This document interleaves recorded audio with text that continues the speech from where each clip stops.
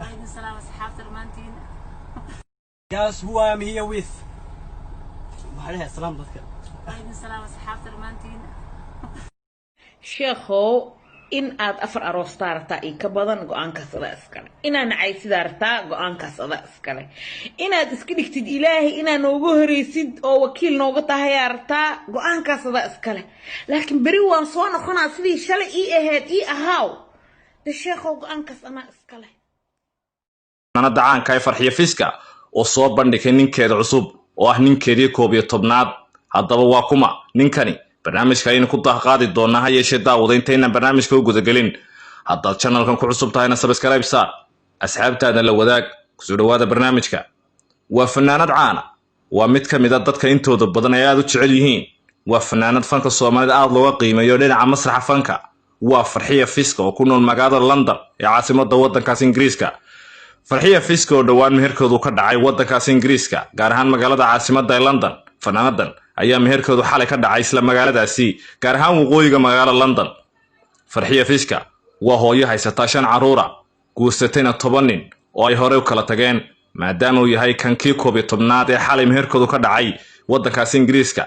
waxa baraha bulshada la isla dhexmarayay warar u muuqda in fanaanadani tahay fanaanada ugu guurka badan geyga Soomaalida gaar ahaan dhinaca fanka marka laga hadlayo masraxiyada fanka Soomaalida maadaama ay marayso 10 sano gudahood fanaanadan Farxiyo Fiska inay guursatay 11 nin kana uu ku yahay kii 11aad 10 nin hore ay soo kala tageen dadka ayaa falcelin kala duwan ka bixiyay guurkani Farxiyo Fiska baraha bulshada sida Facebook waxay dadku isweydiinayaan Farxiyo Fiska dabeecad xumo miyay ka tahay bise dad dumarka ay dabeecad xumo miyay ka tahay mise rag ay isfahmi laayihiin mise waa caado dhaqan ayadoo la soo baxday haddaba daawadayaal fanaanadan Farxiyo Fiska ayaa fanaanad afgaaban balse waxay ku halaagan tahay dhinaca guurka iyadoo ragga u kala badashay sida shaarka haddaba daawadayaal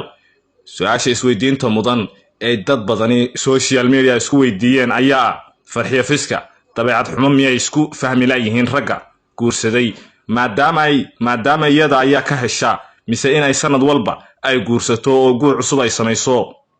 daawadayaal qaybta hoose commentiga nagu reeb السلام الله عليكم ورحمة الله تعالى وبركاته sheekhow in aad afar aroos taartaa ii ka badan go'aankaas adaa iskale inaan caysidaartaa go'aankaas adaa iskale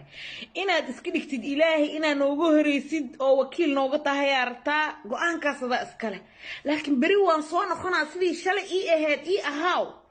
de sheekhow go'aankaas anaa